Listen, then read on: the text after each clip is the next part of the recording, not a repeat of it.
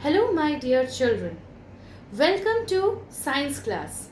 I hope you all are safe at your home in this heat wave. Today, we will learn about chapter number 2, living and non-living things.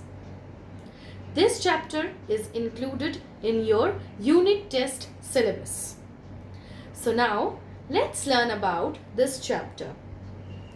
Now children, can you tell me that what are living things and how non-living things are different from living things? In this chapter, we will learn about some characters of living things and non-living things. Now, let's start with the chapter. Children, what are living things? Living things are those who have all these characters, or living things need all these things to live. But non-living things do not need these things to live. Now, can you give me 2 examples of living things? Yes. Living things are plants, animals, humans, etc. Now, children, let's learn about living things in details. Living things are those who need air to breathe, food to eat. Number 3, they reproduce. And number 4, they feel. So children, let's learn in details about these points. So the characters of living things are: living things need air to breathe, which means children, living things need oxygen to live on this earth. We know that the air is a mixture of gases, and among those gases, oxygen is the most important gas for the living things.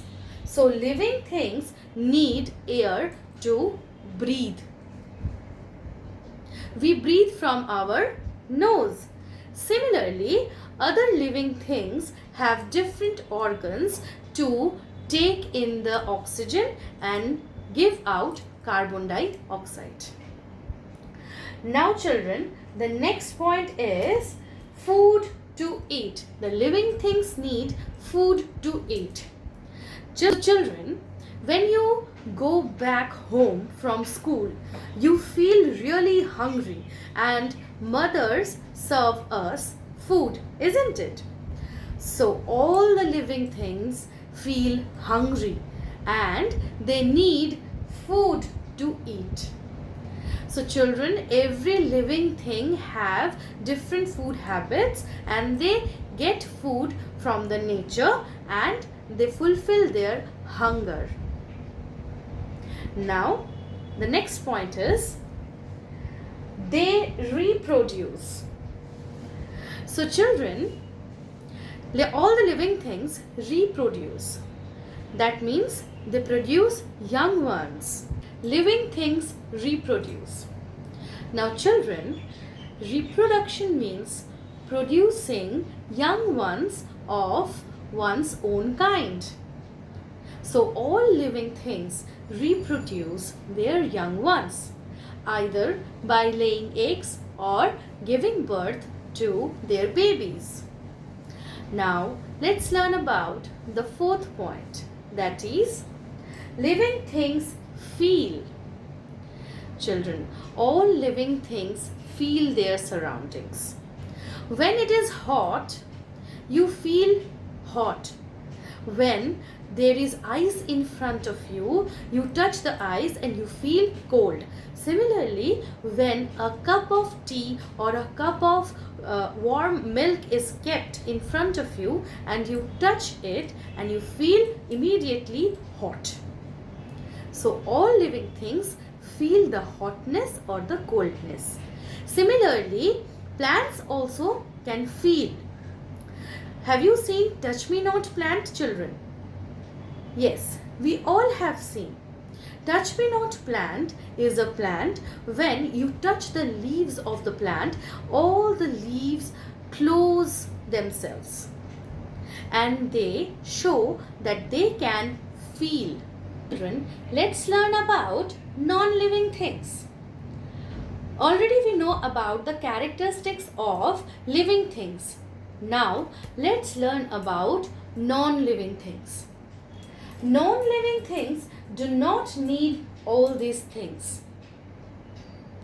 They do not need air to breathe. They do not need food to eat. Neither they can feel nor they can move about. They do not reproduce also.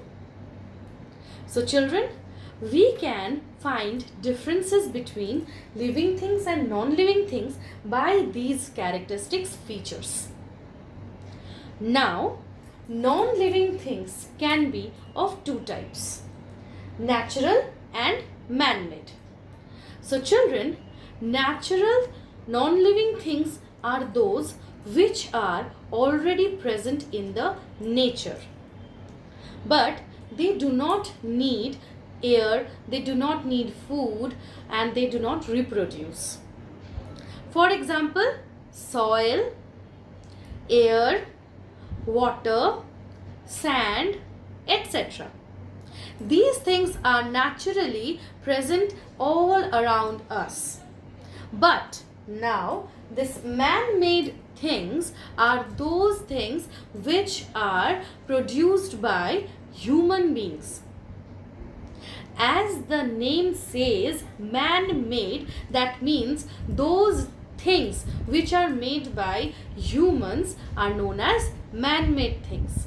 We do not get these things readily available all around us. For example, car, train, bus, tube light, etc.